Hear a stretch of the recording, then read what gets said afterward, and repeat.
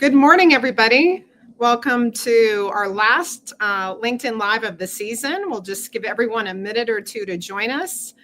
I am here in Park City, Utah on a beautiful day. I know if you're East Coast, you're probably having all the cold weather and snow that we should be having out here to get ready for our ski season, but that is not happening right now. So welcome. We'll just give everyone just 30 seconds or so to join. I just want to invite you to post your name in the chat, an organization that you are working with or represent today if you like to. And just throughout the conversation today, please feel free to post comments and questions and notes and whatever you want to share, resources. This session is really for all of you to talk about fundraising. So let me do a formal welcome. Welcome again, LinkedIn Live, our last one of the season. My name is Jacki and I am the founder of She Money. And a welcome to not only those that are joining live, but those that are viewing the recording. We get thousands of views of these sessions after the fact. So just appreciate you and always feel free, even if you're looking at the recording, to post comments and questions because we come back and review those. The conversation today will be about fundraising, a topic that is very near and dear to my heart and where is one in which I have a lot of lived experience.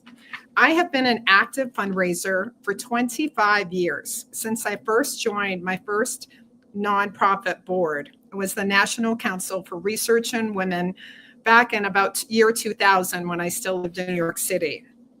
I stepped fully into a development role as the co-founder of Women Moving Millions. I worked for months to conceptualize and close a $1.5 million grant from JP Morgan.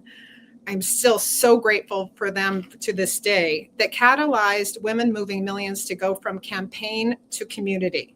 And I continue to fundraise for that organization for another 8 years. I've helped raise money not only for nonprofits, but for startups, funds, and films, and for my own business, She Money, that relies a lot on corporate partners to bring our events and programming to life.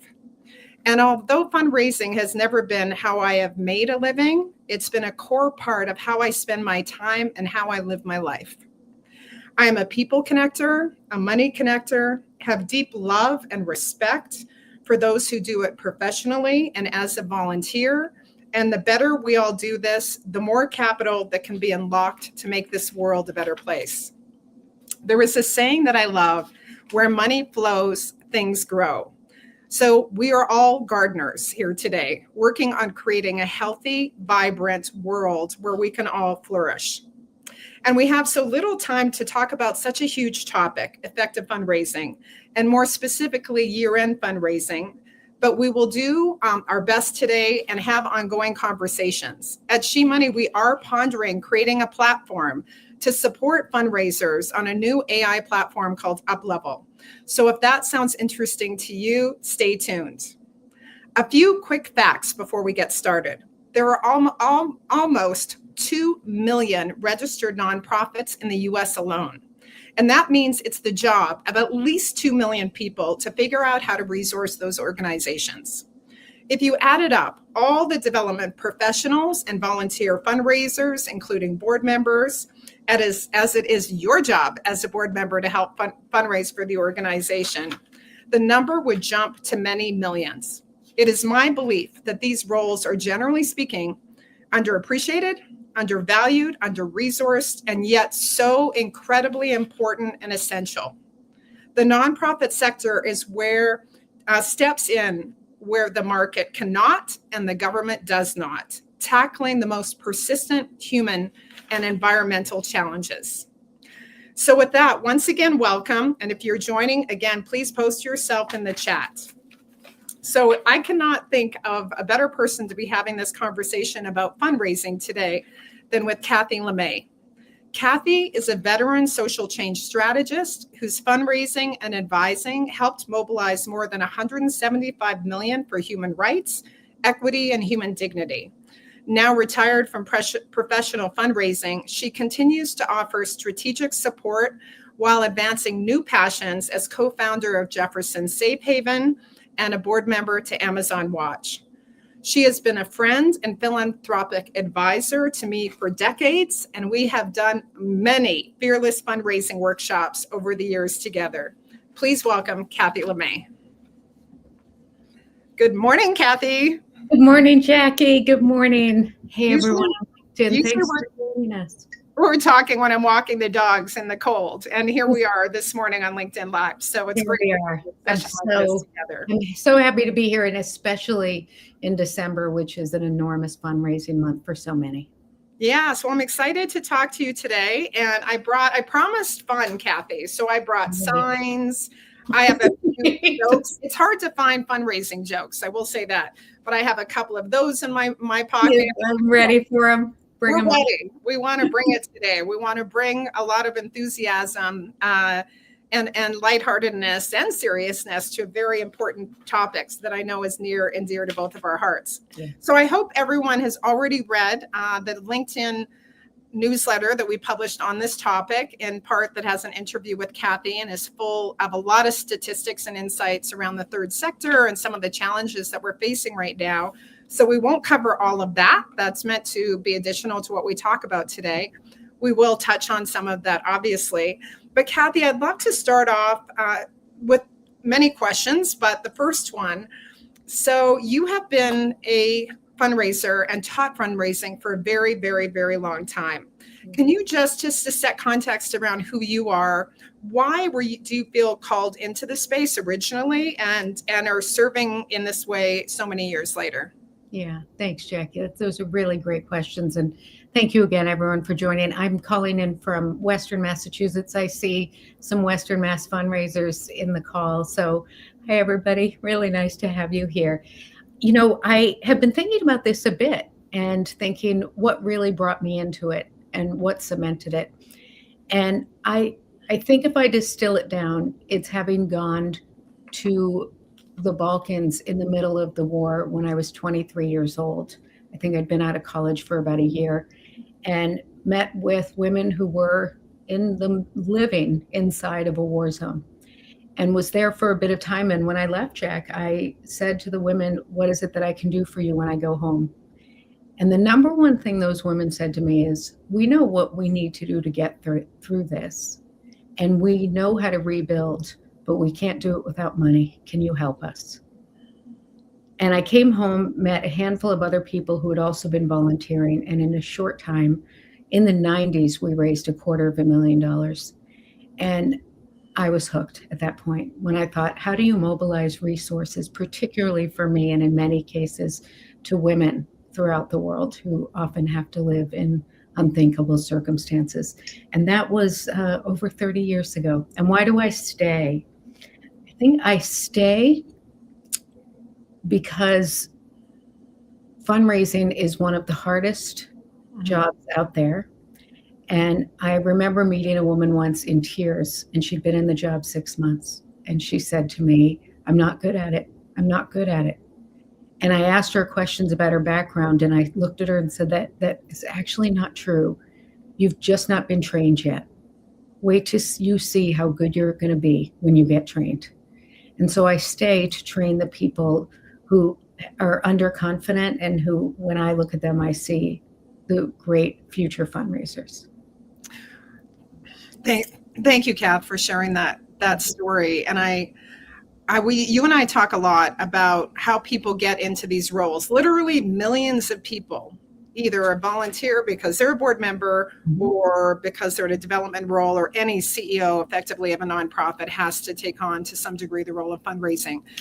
You know, the path to that role, as you said, is often not trained, but talk a little bit about how you see the field have evolved, because I usually ask fundraisers I am working with, how did you get into that role? Yeah. And it's almost never, I got a degree in philanthropy and fundraising, because there aren't that many of those. Yeah. So spend a minute talking about how people, I guess, end up in those roles. I think a lot of professional fundraisers are on the call today, and maybe a few insights about what's missing, on that journey that can help people become as effective as they can be in that role.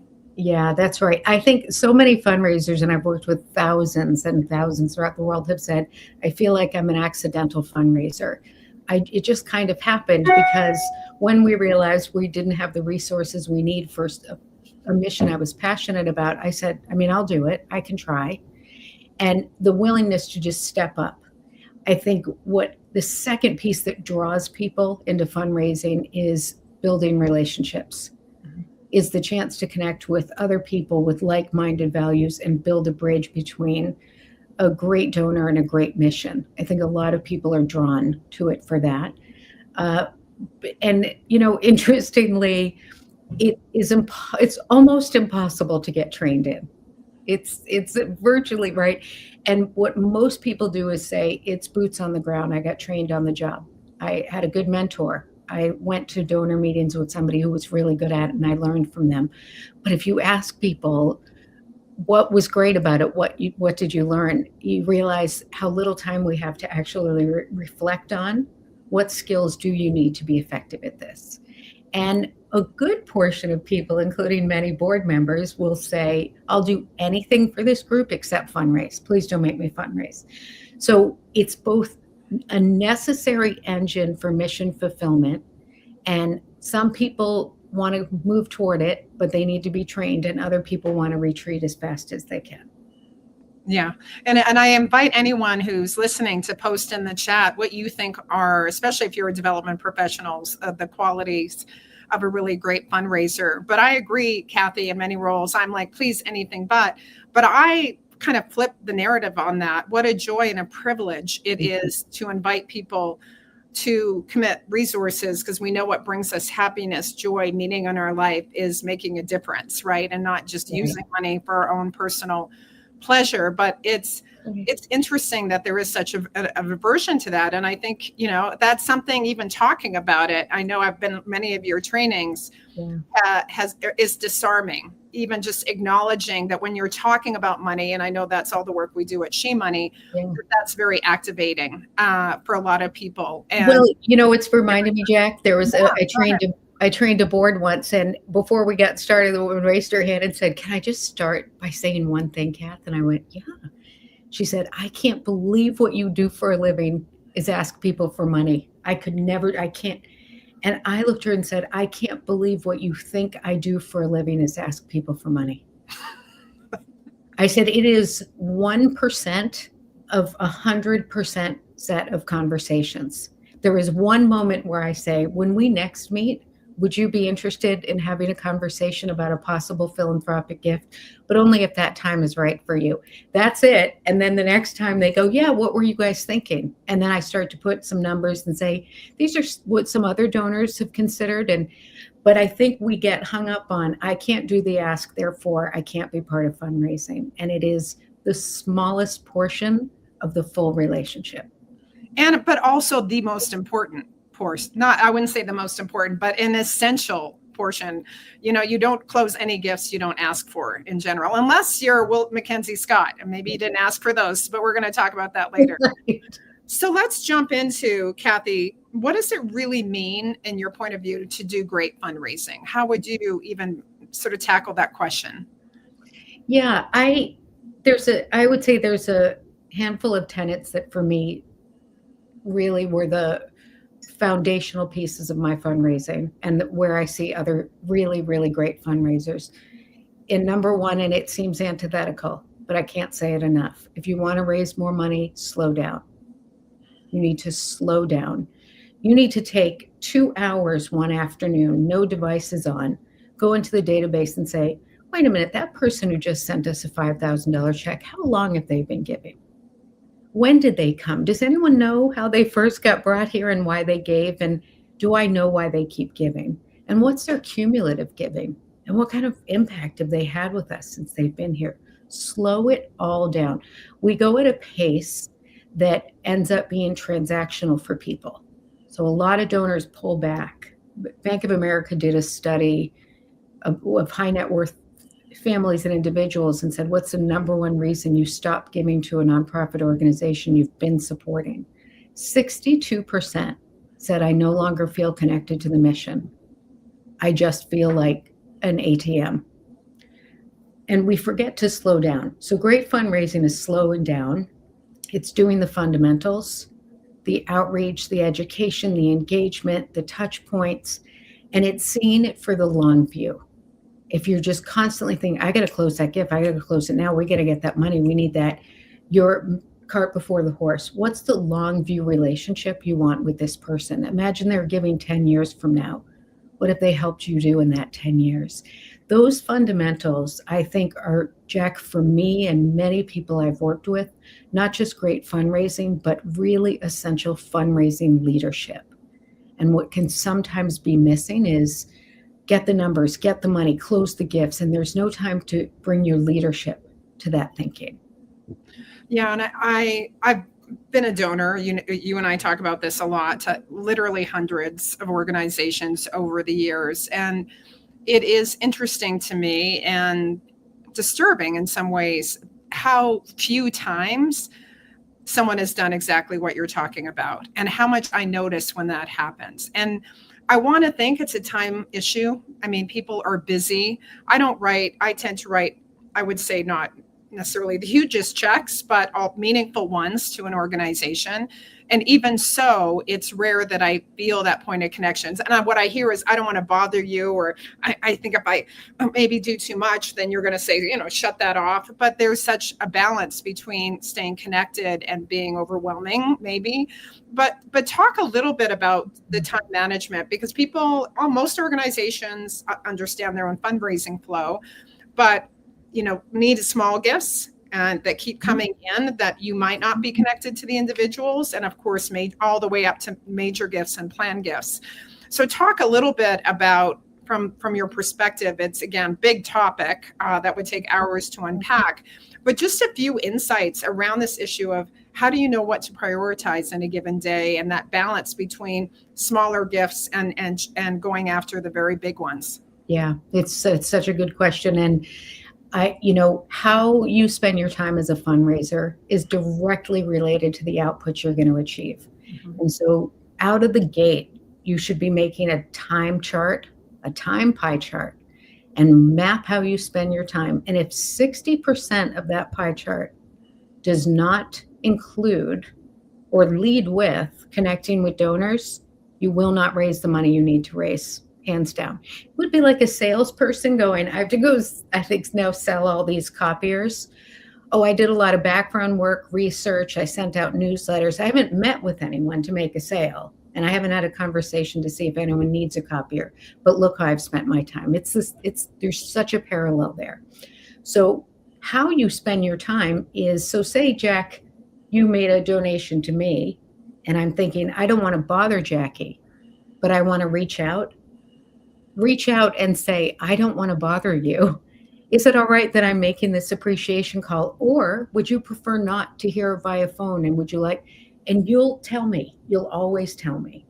So your time should be spent in conversation with donors. When in doubt, ask more. Mm-hmm. Right. So you just exclamation mark that. When in doubt, ask more. If you don't know, and you're a bunch of development people in a room trying to guess, you don't have enough data to make a decision.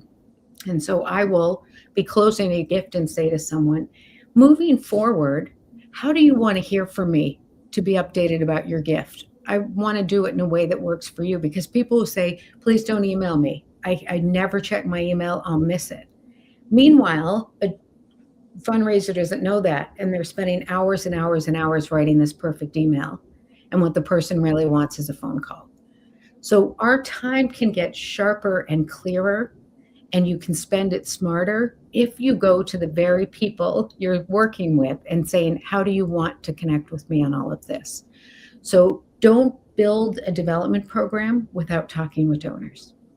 Yeah, I agree, Kathy. And again, it's so rare. Again, hundreds of organizations I've given to over the years. It's so rare to have those conversations. Yeah. And I believe in it, and I appreciate communication. And I think there's a lot on, not the donor side, which is be transparent. Tell people when there's opportunity to grow gifts and get more engaged, and don't waste people's time. Yes. Right. That's a big part of it too. I'm just curious, as a sidebar for a minute, have you done, well, I know you have, because I've worked with you, the donor education piece of that. And is there some like, that's a big question. Are people good donors? There's no answer to that, but there are challenges on that side too, right? So can you address that for Yeah. Not every donor is a right match, right? And what you want to look at is does this person want to grow with us? Are the values there? Is the connection there? And if you ever find a donor is being unreasonable or maybe a little bit controlling or wanting to force that maybe you shift your mission a little bit and you're thinking, oh, I guess we could do right. You want to pull back and go, maybe this isn't the right philanthropic home for them. Don't chase money, find values, because you have to live with those checks that you cash. So you better make sure they're kind of the ones that you want. And, the piece about Jack, many donors have said to me over years, it's not that I need for people to bend over backwards and thank me and be grateful, but it would be nice to hear. And what I try and relay back to fundraisers is this isn't about people who want to say, you're so great, you're so great.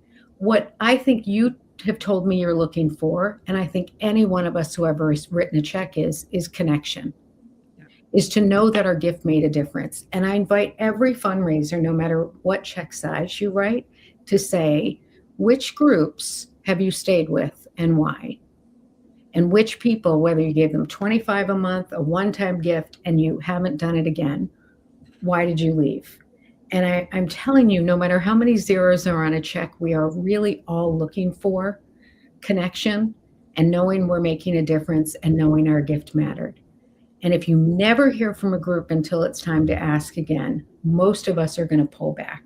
You don't want people again to say, you're so wonderful. What you want is to know your gift is making a difference. Absolutely.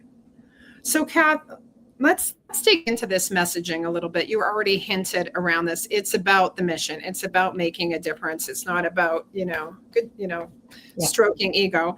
But when it comes to messaging, and we'll get into year-end gifting in particular, but are there tried and true messages that you think sort of transcend organization or time of year or even time of size of gift?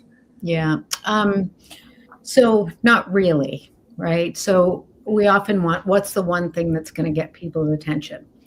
And if your nonprofit's mission is in the news, so right now, hunger relief, the SNAP program, immigration, ICE, those topics are in the news. Many of us, if we see a newsletter or an appeal connected to that, may open it and respond because we think this is at least a place I can make a difference. So those groups have a very timely, relevant, pressing, urgent need this moment. If you're, say, raising money for a topic that's not in the news, you think, what am I supposed to write? What you're supposed to write is the messages that speak most to your donors. And if you don't know what those are, you want to pause before you send that newsletter, call 5 to 7 donors and say, do you have a minute? Can I ask you what it is about our work that really draws you in? Why do you give? What are we doing here that's really working for you? And suddenly those messages are going to line up for you. So please don't guess. You don't need to guess. Find out. Your donors will tell you what's speaking to them. And you can often say in a newsletter, we know you have many organizations to choose from. We know that there are a lot of enormous and pressing social issues right now. Thank you for considering us in your end of year giving at a time when there are a lot of needs. It will never hurt to be graceful about the other causes and missions that are out there. Yeah, and I think what you're saying to me, or what was resonating, is abundance, not scarcity. And that is a mindset. I think it's really difficult, especially in this climate right now. We talked in the newsletter, some of the forces, including government cutbacks in certain areas, government funding, a lot of organizations that worked in populations that were non-majority, got their funding cut. It's a very anti-DE&I climate. But this is true for me. This is probably true for everyone. How to nurture a feeling of abundance versus scarcity, especially when your job is to get that money in. And if you don't, programs get cut, people get laid off, So talk about how to cultivate that. That is self-care to some degree, but I agree it's one of the toughest jobs in the world to be the one accountable at the end of the day for that that number adds up at the end of the year. So speak a little bit to what that has meant for you, the pressure of that, Yeah. and how do you find support when times are really, really tough?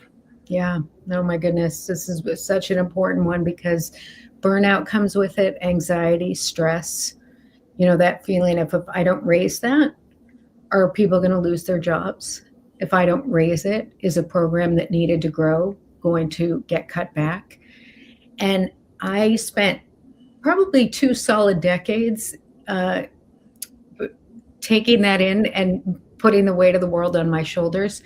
And that turned out to be pretty ineffective, because in that I forgot to say, wait a minute, fundraising is organization wide. There's no one magic person that's going to come in and do it. If that were true, one person could come in and do it, you and I wouldn't even need to be on this call, Jack. People wouldn't even be logging in. So one is really important for an organization to say, how committed are we to fundraising? Are we putting it on the shoulders of one person? Or are we as a group saying, what role could each board member play? What's the role of the executive director? And do we need more support? How you cultivate abundance, you can't just magically wish it. As much as there's a lot out there where just imagine abundance. To those people, I'm thinking, no, we get a root in reality. The data actually will help you with that. And when in doubt, run a report of everyone who has given to you in the last 6 months, every gift from $1 on, and then choose 5 of those people and look at what their cumulative giving is. I know we all often want the one big magic donor who's going to swoop in and fix it, right? It's like Mackenzie Scott is so brilliant and wonderful, and the impact she's having is remarkable. But in many ways, it's like winning the lottery. Everyone's waiting for, this is it. This is the ticket that's going to do it. And it's not always easy to get a windfall gift, because if it doesn't repeat, you have to figure out all the gifts that are going to make up for that one gift that helped you get to a certain size. So while it seems like, oh my goodness, here it comes, it is a new set of responsibilities that comes along with it.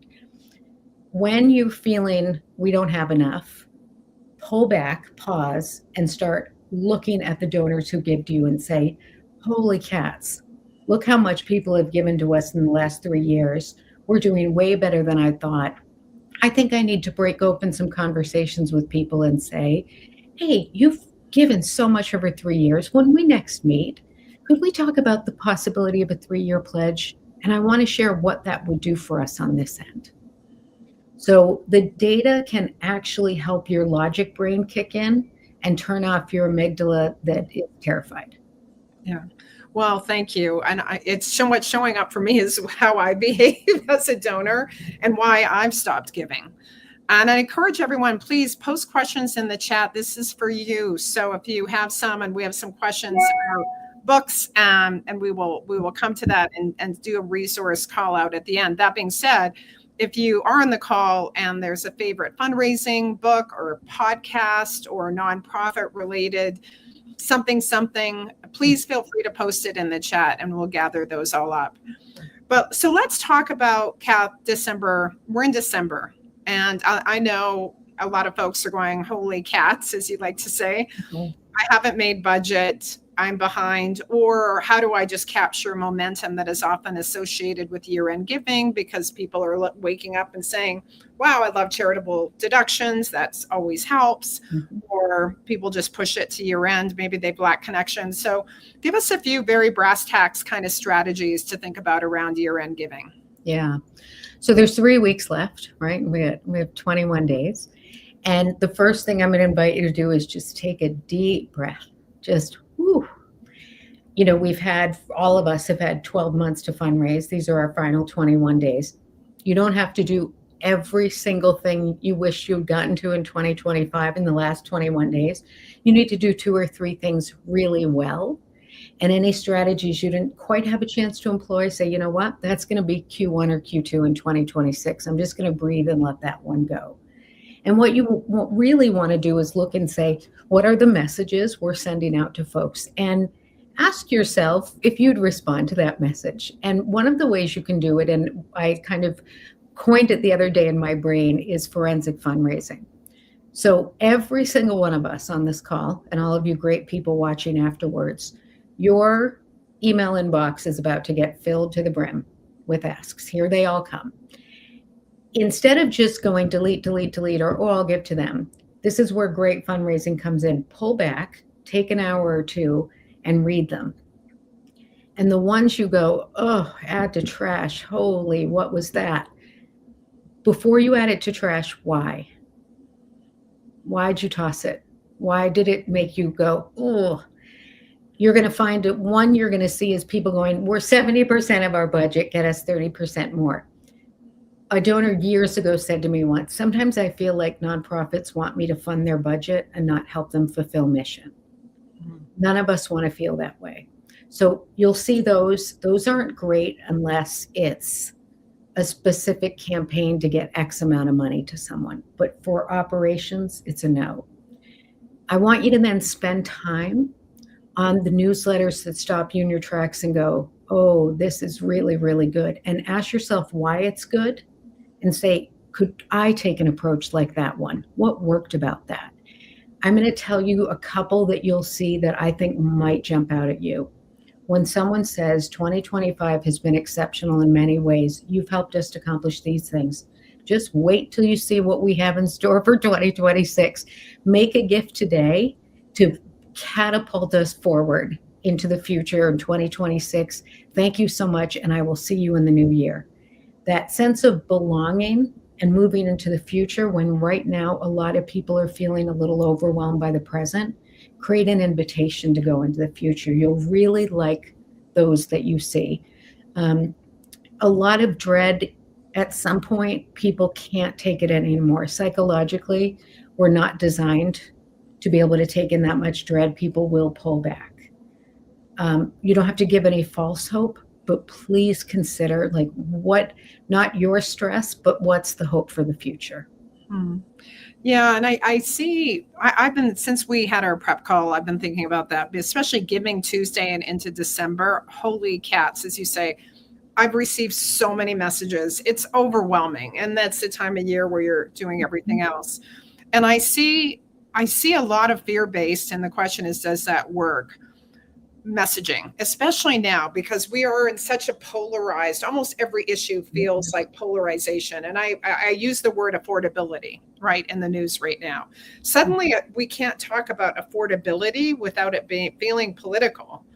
And I think affordability it's more expensive to live. Incomes haven't kept up. But my point is, there's such a polarizing, fear-based, pick a side kind of messaging. And that some, I would say, nonprofits are falling into. I get a lot of feminist-based organizations, and women's rights are rolling back. It is a state of emergency in many areas. And yet that kind of messaging paralyzes me sometimes. It makes me feel like nothing I can do to help, versus, I would say, the reverse message. So talk a little bit about hope versus fear. Yeah. A little bit. And it's an abundance and scarcity, but it's also a messaging question. Yep. Yeah, I remember a long, long time ago, I was sharing the desperation message of a group, and a donor looked at me and said, so you want me to get on a sinking ship with you? Is that what you're asking me? And I just stopped in my tracks. I wasn't even 30 yet. And I thought, wait, I don't even think that way. So why am I bringing that message? And that was the message that the organization was asking to bring. But I remember sitting there thinking, this doesn't feel right. You can raise a little bit of money in the short term based on fear, but you will not have people with you over the long haul unless you create a future that they say, you know what, it may take us 10, 15 years to get there, but I'm happy to start with you today. So try as much as you can to sit with someone and go, I'm afraid I'm not going to make budget. I'm afraid that this is happening in my community. Say it all to someone else, but try not to put it into your communications. How you kind of manage your internal world, don't dump that into fundraising strategy. It's the two mix a lot, and you should try and uncling them as best as you can. The other learning that I have gotten over the course of my life is working with people who've lived in parts of the world where they are under attack and threat constantly. And particularly my work with Amazon Watch and meeting with an indigenous leader from the Amazon basin. And I said, how do you maintain this level of leadership with all these threats? And she said, this is not our first time around. We are not new to this. I am just carrying forth a legacy that people have tackled for hundreds of years prior to me, and the people after me will do it as well. And so what I so got from that is I could put myself in time and say, I can do the very best I can do. I'm on the shoulders of other people, and one day someone will take that from me. I cannot fix it all tomorrow, but I can do my piece and my part. And if we can create for that for donors, this is the piece and part I can play and that you can play. And it may not change it all overnight, but it will make a difference. I think that's quite compelling. Yeah, I agree. I've been really sitting with this in preparation for the call. And I do think for me, especially now, I feel so overwhelmed and sad a lot. And I don't think it's just, I think what's going on in the world. And I want to feel hope. I want to feel belonging. I want to feel possibility. And I am looking to the nonprofit community to help me feel that way. And I think what you're saying is really right. And there are challenges. I don't mind hearing the challenges. I'm there to fund challenges. But if you tell me it's hopeless or you're freaking out, then you're just making me freak out more. And that causes, and we do a lot of work. I want to hold up a book, but maybe I'll ask Jillian to grab it for me. We've been doing a lot of work with the trauma of money. Yes. Chantel Chapman will post it in the chat. But this is trauma of money really talks about sort of what happens when we talk about money and what happens in our brain, how's it hijacked, how we stop executive functioning. And I think the media, the messaging, the challenges, whether it be climate change or the things you care about, people, obviously boats getting blown up or people, not feeling safe as immigrants, in our country. Yeah. Like that lands in a place that's activating our nervous system. And as we're showing up in a place of, lack of executive functioning. And I think, this is the book I want to mention. I know you love it, Kathy, too. But I think there's something to be really said that, and this is the work we want to do with Chantel, a trauma of money, and especially with fundraisers, that when you're showing up, especially in person with someone, you don't know what's showing up for them when you start talking about money.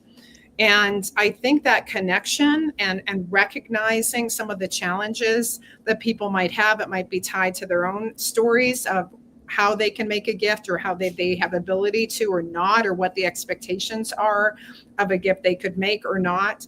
So I think this work of just slowing down, as you said, and just thinking about being more present in the process of talking about resources is something that just keeps coming up for me of late. I don't know if there was a question, but invite you for reflection on that, just what I said. And then I have a few questions that I want to pull in from the chat. It's making me think I had been out in, I think, Oregon, rural Oregon, 15 years ago, and speaking to a group of young people, and age 10 to 13. And this fantastic young girl stood up and said, how do you manage the grief of it all? When I talked about the places I had been in the work, and I did. And I paused, I looked at her and I said, terribly, actually, not well. And I don't think I started actually feeling the heartbreak and the grief of 30 plus years in this field until about 5 years ago. And I'm a better fundraiser now because I'm not so grief stricken, because I make room for feeling the despair. And I think the hard part, which is why Jack and I really want to keep creating new platforms for fundraisers, is where do you go when you're heartbroken? Where do you go when you're sad? And people go, yeah, you're super sad, close the gift. Okay, there you go. I would get that so much. You go, bury that. Kathy, bury it and go get the money. And I've stopped feeling like I was building relationships with people, and I started to feel like I just had to hit numbers. And that was not good for my soul and psyche. So this place about how do we not show up desperate and afraid, but how do we show up open-hearted and kind of willing to listen and willing to lead? And I think those are essential elements to having a long fundraising career.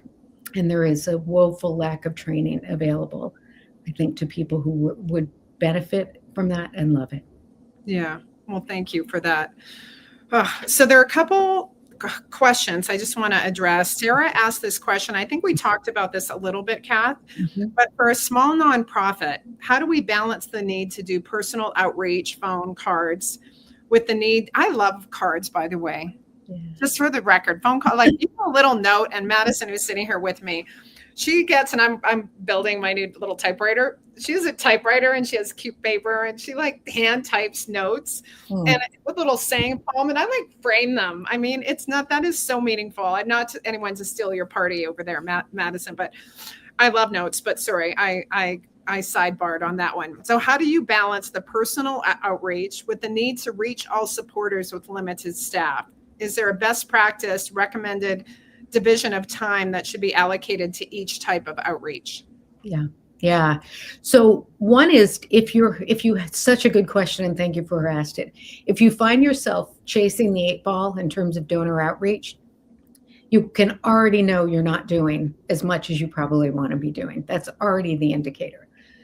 I once went to a boss and said, I'm not going to do any more newsletters because I had 3 lunches with donors and they never read them. And that is 10% of my pie chart time.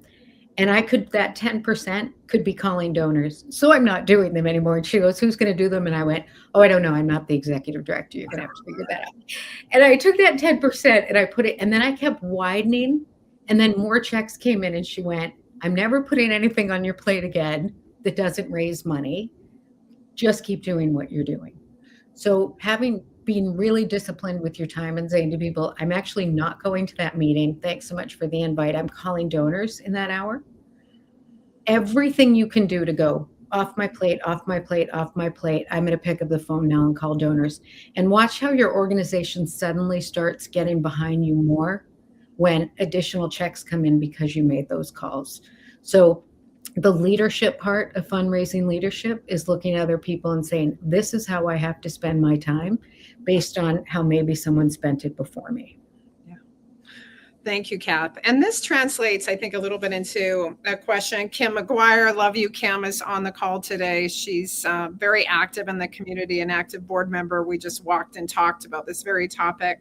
And she's asking, how can boards, and I assume that means board members, better support the nonprofits and embrace, she says, making connections, but I would say embrace their roles as champions for the organization and fundraisers. Yeah. So open, transparent conversations with the development team to say, legitimately, what do you need from me? In your perfect world, I would do what?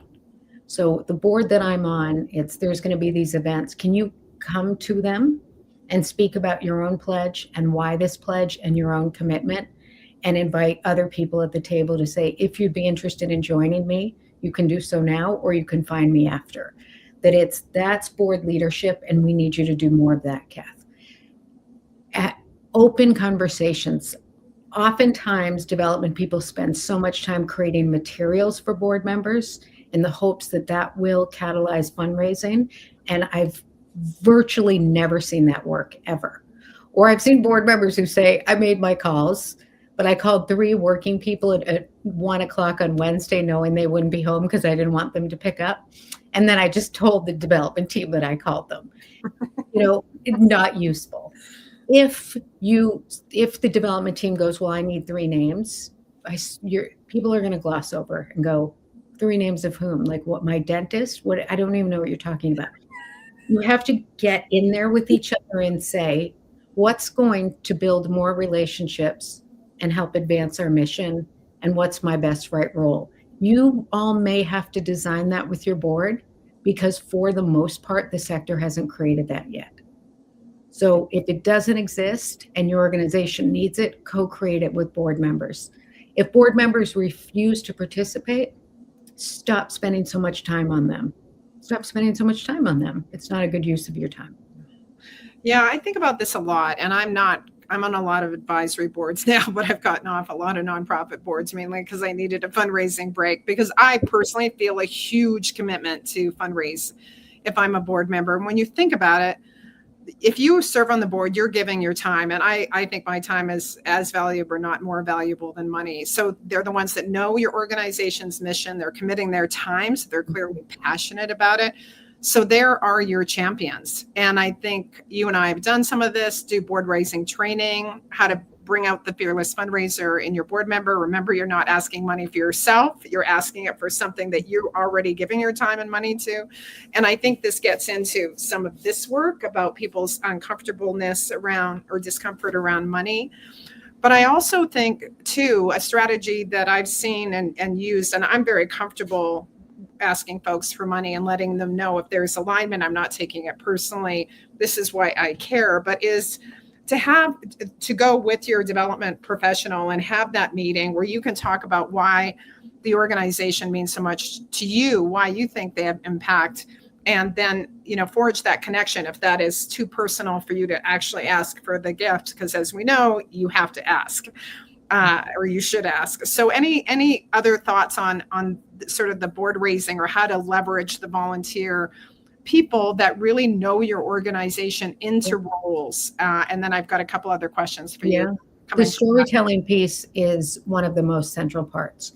So a board member doesn't have to ask for money, but it makes a tremendous difference if they're part of the development process. And some of the development process is having a donor look and say, I've met with an executive director, a development person, and 2 board members. They're also passionate. They're also interested. All the data tells you that people give to people before they give to an organization. So how many people they're interfacing with, how many people they're having conversations with, keep increasing their confidence. This is a place I want to be. So board members, tell your story, and that helps the fundraising effort.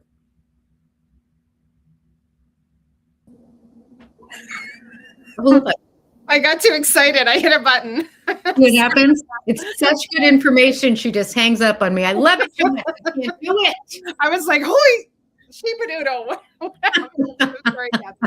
Oh, don't touch anything. I'm sitting on my hands now. I gave a brilliant answer. You missed it. Sorry, God. Well, you can bridge it. Okay. Well, thank you for that. I think it's a good time for a joke. Do you know how hard it is to find good fundraising jokes? No, it's very hard. We have to maybe everyone on our call can start creating them. You can find a good fundraising joke, post it in the chat. But I'm like, I have one. Why did the fundraiser cross the road? Mm-hmm. To follow a major donor who had just left a session on planned giving. I mean, that's not a joke because it's true. I would do that, but it's very hard to find good fundraising jokes. Okay, I have another very brass tacks question, Kath, and then I want to talk about Mackenzie Scott a little bit. And this we're in the world of $1 billion gifts and $1 billion giving, and I think it's messing with people's heads a little bit. But I have one question from Erica Markin, and she said, I'd love to hear about your approach with lower level donors after they complete a 3-year pledge, but likely won't renew at a higher level. Seems weird to ask them to renew their pledge. Would you try to connect with them on a specific project, plan, gift? Would love your thoughts. Yeah, I think it's such a good question, Erica. Thank you. And it always, to me, I think what came up is when in doubt, ask more.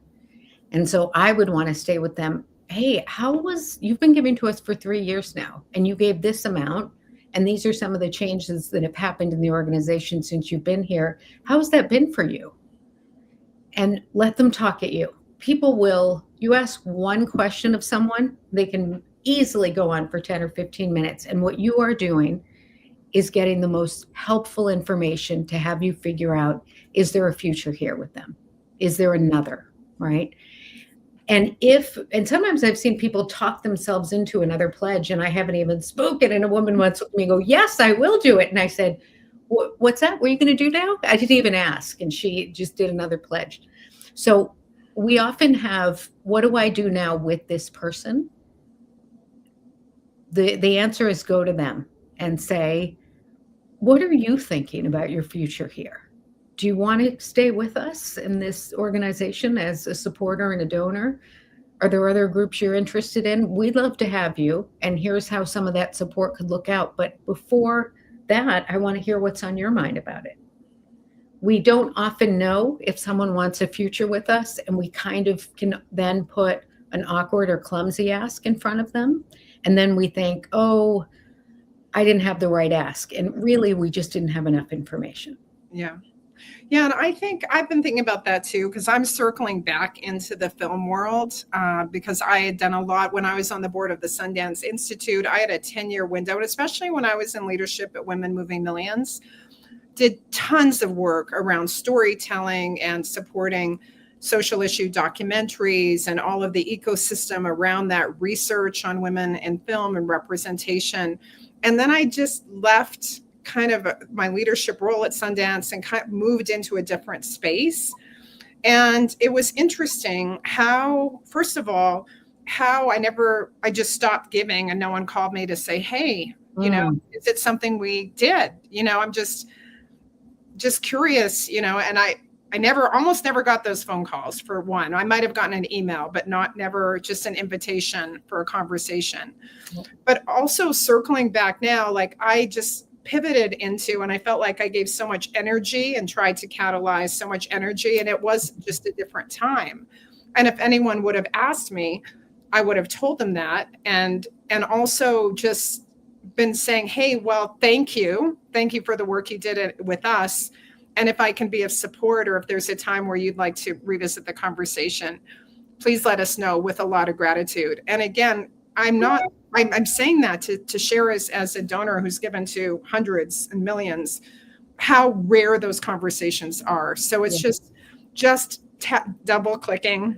Yeah. What you're saying, Kath, because they're rare. Well, they're rare, Jack, and you're right, because they take a lot of time and people feel like I don't have enough time. And in actuality, that's the only way you're going to raise money. So you have to change how you spend your time. You have to change how you spend your time to get different results. And if, when you feel the pressure, say, it's time for me to slow down and look at some donor analysis, and this week make some donor calls, because I got to hit the hard reset button in me, because I'm thinking way too much about budget, number, percentages, and hitting a goal. And I'm thinking way less about building kind of relational capital so that fundraising capital will follow. Yeah. Bingo. So I want to talk, I feel like there's some other questions, but there's two topics I want to hit in the next 7 minutes, hopefully. One is big gifts. And so talk a little bit, and we have some numbers in the newsletter, but Mackenzie Scott, bless her, just announced $7 billion in gifts, and transformational gifts to organizations. We're also championing for a challenge that's come out from the Pivotal group. It's called the WIN Challenge around women's success in the workplace, $60 million that are going to go out towards organizations. You have until tomorrow. I'm going to ask Jillian to post that in the chat as well to indicate interest for those grants. So there's billionaire, like a lot more billionaires than there used to be. And everyone wants to know, how do I get in front of Melinda Gates? How do I get in front of Mackenzie Scott? How do I get in front of billionaires? And of course, a multi-million-dollar, multi-year gift is transformational. But talk a little bit about how you think that's affected fundraising and how to think about that for you. Because of course, who wouldn't want a windfall gift like that? But make sense of it for us. Yeah. So one, it's just absolutely stunning and remarkable what Mackenzie Scott is doing. I'm just gobsmacked by how deep her commitment to philanthropy really is, and how she is, to the best of her ability, removing the bureaucracy from it and taking action fast now. It's really incredible. There's a couple things. Getting a grant from Mackenzie Scott in many ways, I imagine, is like winning the lottery, right? And not every group is always ready to win the lottery. Not every group is. 100 years ago, I helped run an organization in my 20s, and 5 of us, our organizations, were on the Oprah Winfrey Show. 2 of those groups closed their doors because they actually couldn't manage the response that came from it. The infrastructure wasn't there. So not every windfall gift is exactly what every group needs, right? And over the years, people have said to me, Kathy, we just had $1 million. We just had $1 million. And I'd say, great. So there's a person in the room next to me who's going to write $1 million check today, as long as someone can make a good case for how they'll spend it. So what would you do with $1 million? 9 times out of 10, people look at me and go, we'd upgrade our database. We don't actually know how we'd spend that level of money. So before you could even consider a grant of that size, what would you do with $20 million? So you got to be able to answer that. The other thing is billionaires make up 8% of the total giving that happens in the United States every year. The number from 2024, I think, is 562 million. Billion. Sorry, Jack. $562 billion. 8% of that came from billionaires. 30% came from high net worth and ultra high net worth families, family foundations, individuals. The balance of it, the balance came from regular donors. The majority of those people gave from cash. So we often think, right, here's the one magic bullet, the one fundraising answer, the one donor. And Jack, this gets discussed, right, in Trauma of Money. If I just had this amount of money, everything would be fine, right? And every time we hear that kind of magical thinking, we need to hit the pause button on ourselves and say, I just have to do great, solid, steady, good fundraising. And the money will come to the mission. Maybe not always in the time frame we have, and there will be difficult years. But if your fundraising is rock solid in the foundation, you won't then necessarily need to win the Mackenzie Scott lottery. Yeah. And it's one big, and hundreds of relationships. And I think that's the balance. Well, we only have a couple minutes left, and you and I have been talking a lot about AI. We've been talking about it in the context of UpLevel and thinking about building an LLM that is a fundraising agent of sorts. We've been talking about how do you hold and build communities of practice for fundraisers to engage in peer-to-peer learning, to support each other. And I feel like, and especially with some of the statistics, 5 million, almost 2 million nonprofits, 60% of them having budgets less than $100,000. I believe there is going to be a lot of consolidation because the costs of even running an organization are becoming higher. And, thinking future forward and where is the sector going, and how do we, if what it is not protecting what we do or even, our organizations, but having impact at not everything is scalable, but at scale, and harnessing the technology, the tools that are there now to help us be better, at this work, at connecting and mobilizing and finding solutions, and find places as a donor for my money to have impact, and for organizations to find that matchmaking and alignment with donors.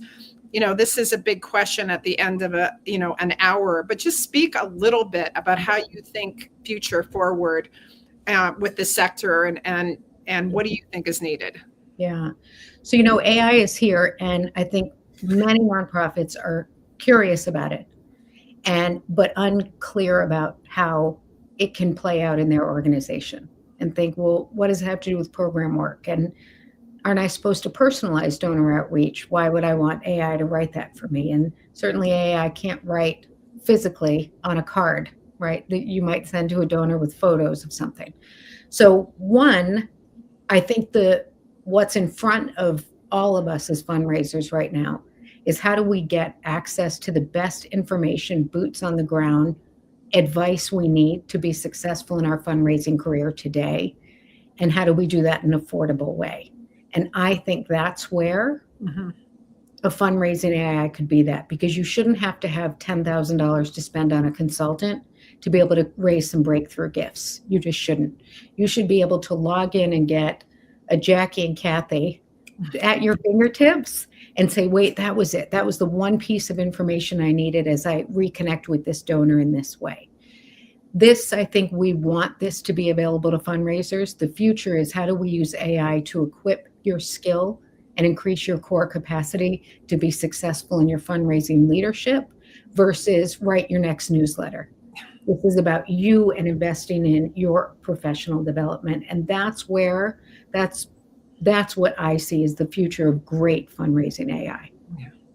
Well, and we are exploring this topic. So if you have thoughts, continue to post them in the chat. Reach out to myself or Kathy. We are thinking about how to carry this work forward with more conversations, more tools, more community. And if you're a fundraiser on this call, thank you. Thank you for the work that you do. I can't imagine our world without you. And please subscribe to the She Money newsletter. Means a lot to us. Send it to folks if you get a lot of value. If you haven't read it yet, go back and read it. Send it to everyone you know.